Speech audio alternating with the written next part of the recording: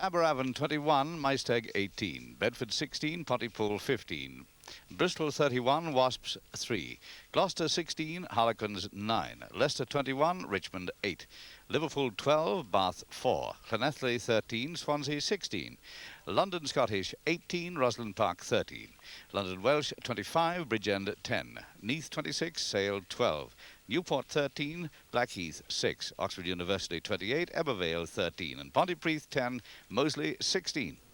Right, the Commonwealth Games now, and today's action. One or two of the highlights for you before we close. In the 1500 metres final, the man who'd already got the European Championship was going, and his name, of course, Steve Cram. Steve Cram mustn't get boxed at this stage by the rush on the outside. Boyd still leading, Cram of England second, then the two Australians, followed by three New Zealanders, and Cram looks back there to see what's going on as Boyd strikes for home. So Boyd leading, Cram in second place, Hillhart third, and John Walker, New Zealand 4, and Williamson got called by Gilchrist and he goes up fifth. Boyd having a tremendous battle in front, but it's Cram and Hillhart and Walker. Boyd still leading as they hit 200. Cram in second place. Walker third, Hillhart fourth. What can Cram do? He's off the curve. He's in the attacking position. Walker trying to go through on the inside. There's no room there. That was ridiculous. Steve Cram on the outside, battling with Boyd, and it's Cram away and clear. Cram coming home to take the gold we all hope for England. Walker in second place, Boyd is third, Williamson 4, Hillhart 5, Reed 6, Gilchrist 7, Rogers 8, Wigwam 9, and Scammell 10. Well, Keith Connor was another double gold medalist after winning the triple jump with a leap of 17.81 metres, the second longest triple jump of all time. And England's squad of Steve Scott, Gary Cook, Todd Bennett and Phil Brown won the 4x400 relay. Girls did well on the track too, with Christina Boxer winning the 1500 metres gold, England's sprinters the 4x100 relay. To complete a golden day, Malcolm Elliott won the individual road race to take his second cycling gold of the Games. Silver medals too for Mike Winch in the shot put, Gillian Dainty in the women's 1500. Today's successes meant England won more medals than any other country, 108, which was one more than Australia. But the Australians finish on top of the medals table because they won one more gold, 39 to 38. Now some racing results for you. Ascot 440, first number 4, Corn Street 11 to 2, second Cornite Spear also 11 to 2, and third Man in the Middle 10 to 1. And at Worcester the 445, first Treasure House 7 to 1, second Hyperion 9 to 2, and third Swarm 10 to 1. Uttoxeter 445, first Innsbruck 9 to 1, second the Guinea Man 9 to 1, and third Hazzy Rummel 9 to 1. Now today's closing football headlines. Manchester United are the new Division 1 leaders after their win over Stoke. Brian Robson scored the only goal. Champions Liverpool were beaten 3-1 at West Ham and dropped from 1st to 5th place. Gary Brooks scores a hat-trick inside 6 minutes in the second half for Tottenham. They beat Coventry 4-0. But on the black side today, 6 players were sent off, taking the total for the season to 55 in the league. 2 of them were Newcastle players in the match at Oldham, and the game was held up for 4 minutes as Newcastle fans threatened to run riot there. And I'm afraid there was also crowd trouble. You might have seen some scenes of it at Chelsea, where Leeds drew 0-0, and there were 130 arrests before the game. Well, that rounds off the day's sport. I won't be doing breakfast with Brisbane tomorrow morning. I've got a horrible feeling I'm going to miss it. Bye-bye.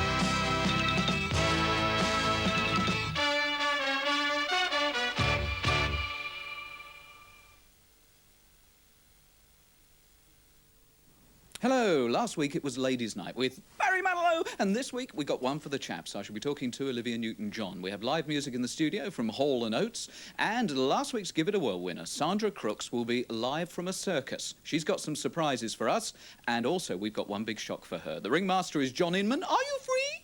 At 6:15. Well, now, BBC1 at 5:10, the news with Jan Leeming.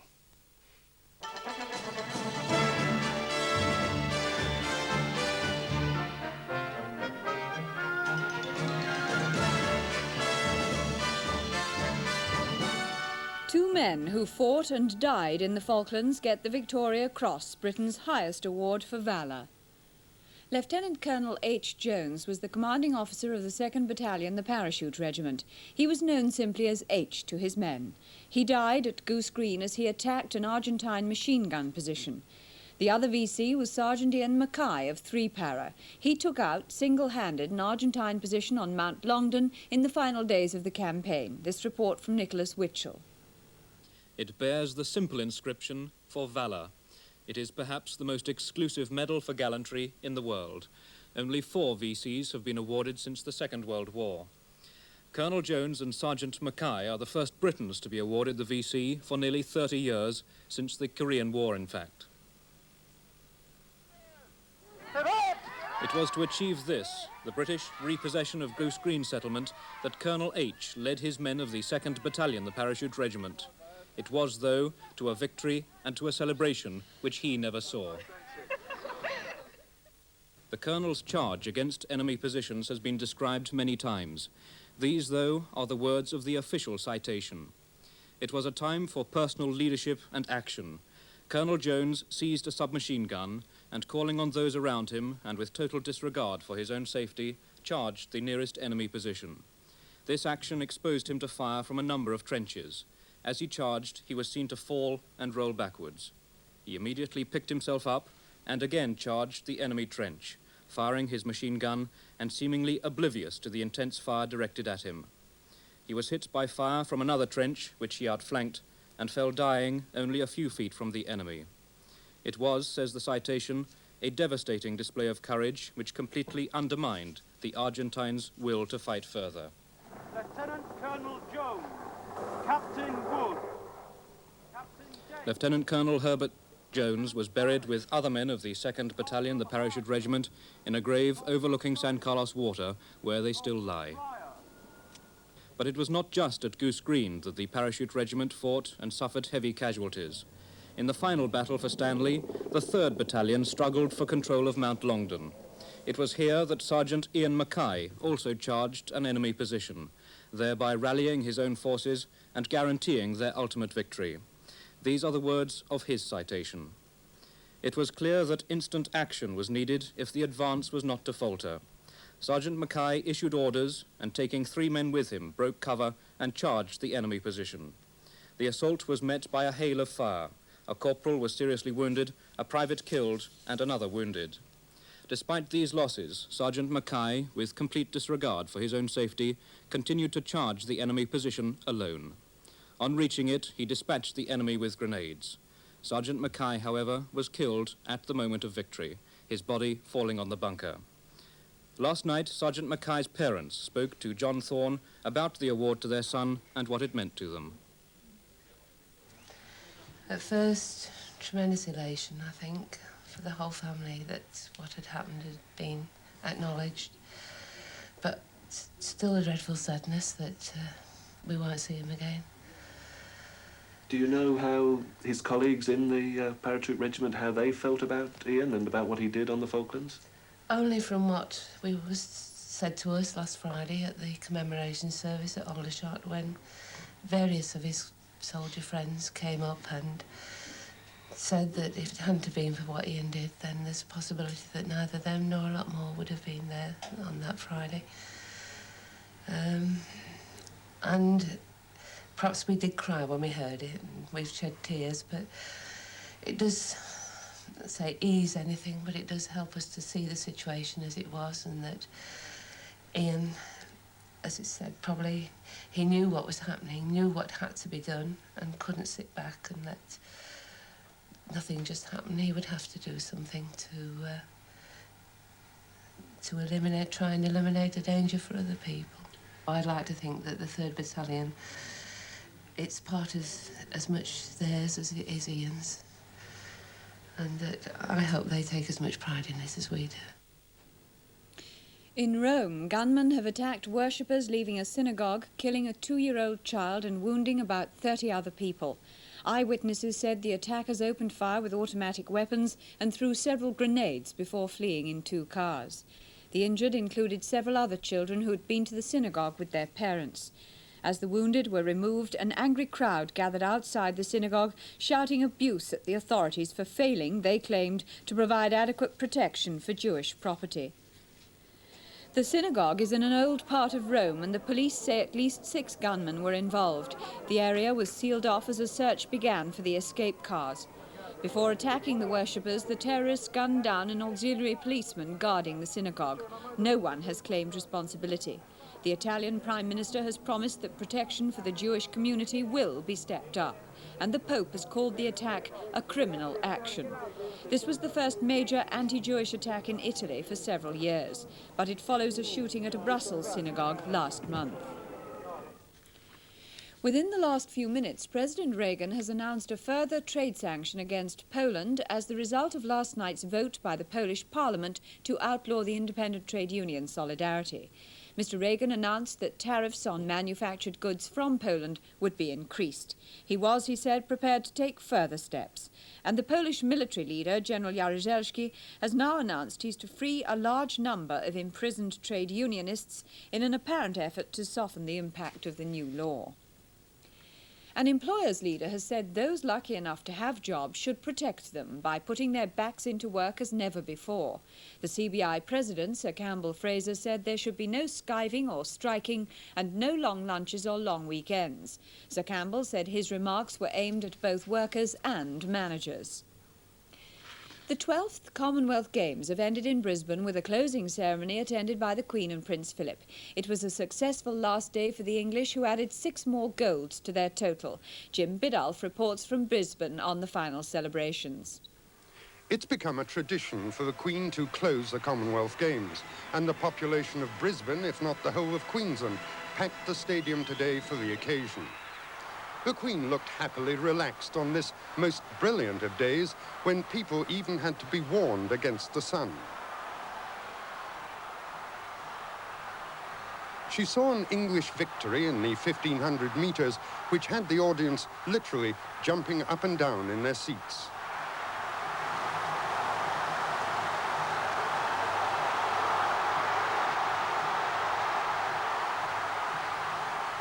It was a great win for Cram. But in the Games as a whole, England finished second in gold medal placings with 38 against Australia's 39. The Queen of Australia's standard emphasised the Australian identity. Everyone was determined to see the 12th Commonwealth Games out in style. Despite the wind, parachutists marked the finale by dropping smack on target.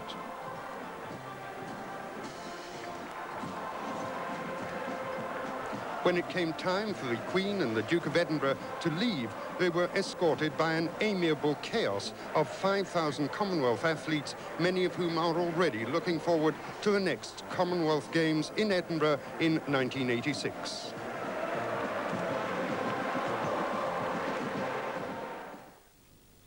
Final preparations are going on in the Solent for the lifting of the Tudor warship Mary Rose.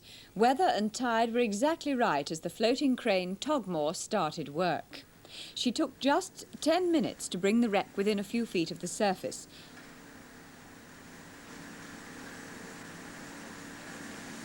Then began the delicate operation of transferring Mary Rose to the steel cradle that will prevent the structure falling apart as it loses the buoyancy of the water. It's time-consuming, but the organisers are still hopeful that it will be brought to the surface tomorrow. And that's all for now. We'll be back with our main news on BBC1 at 9 o'clock, when we'll have more details of the Falklands Awards.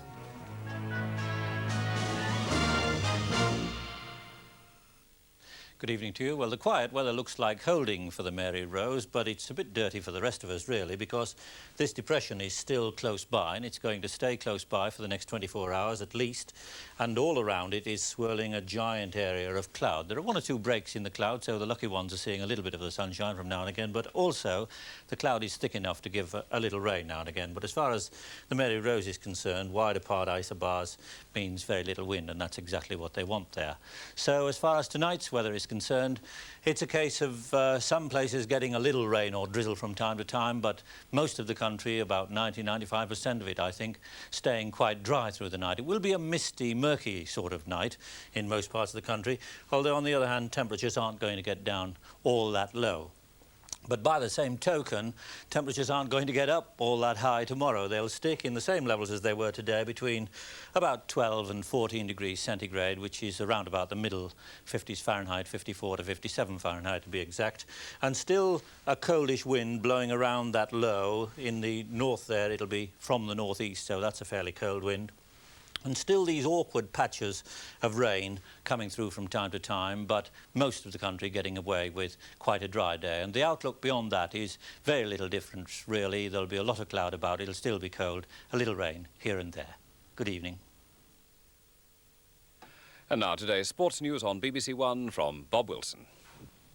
Good evening. Manchester United are the new Division 1 leaders, and Charlton's new signing, Danish international Alan Simonsen, sees his new club crash 4-1 at Carlisle.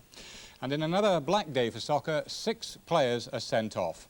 That takes the total in the league to 55 compared to 22 at the same stage last season.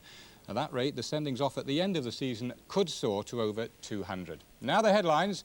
Brian Robson scored the goal that beat Stoke at Old Trafford and sent Manchester United to the top of the First Division.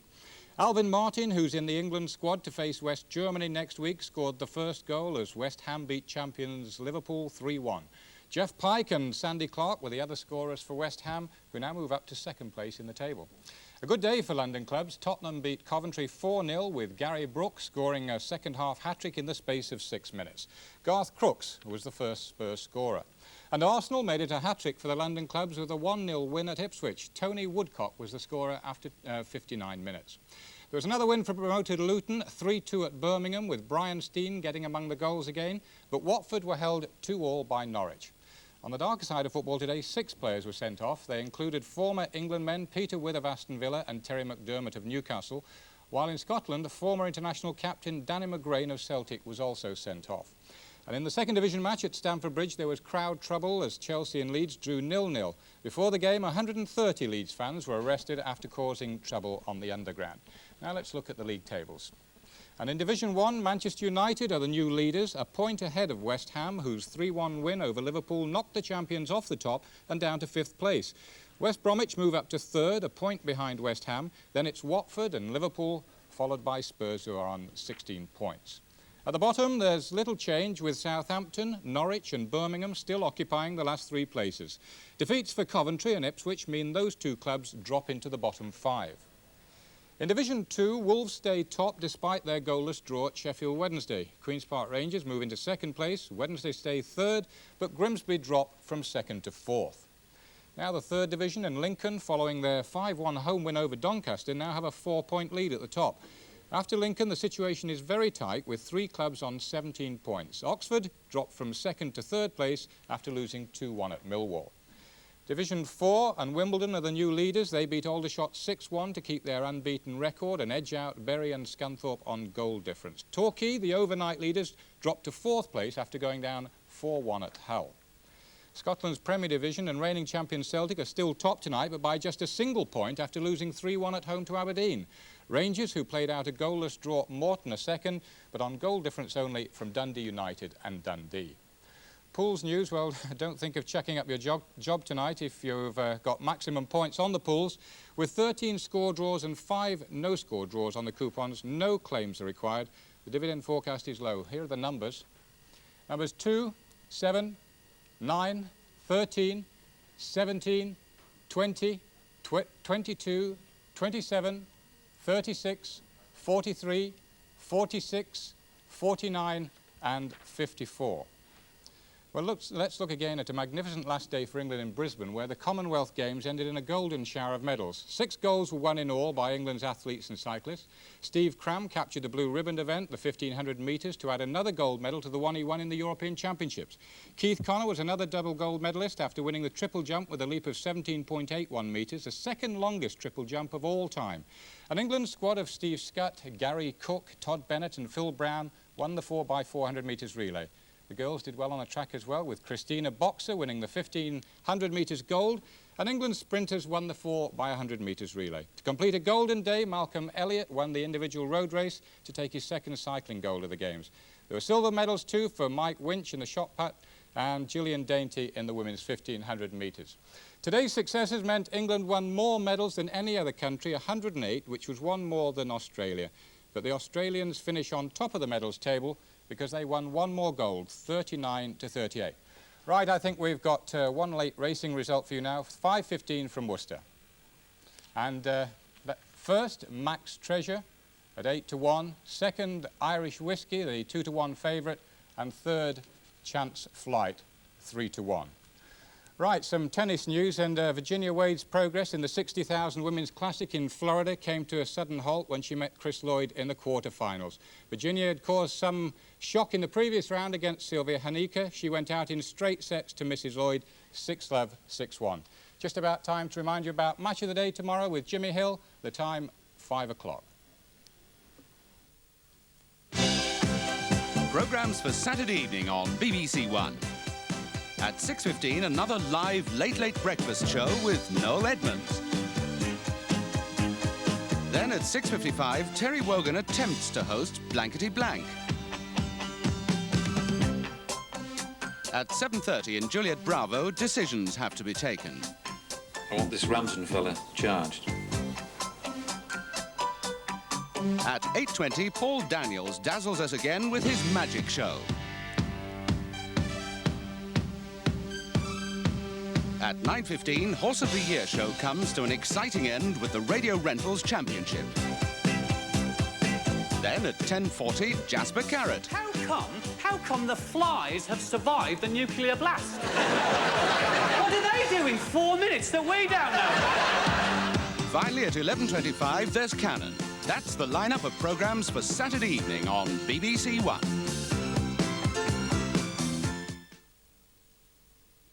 And now there's Dukes of Hazzard and The Fugitive.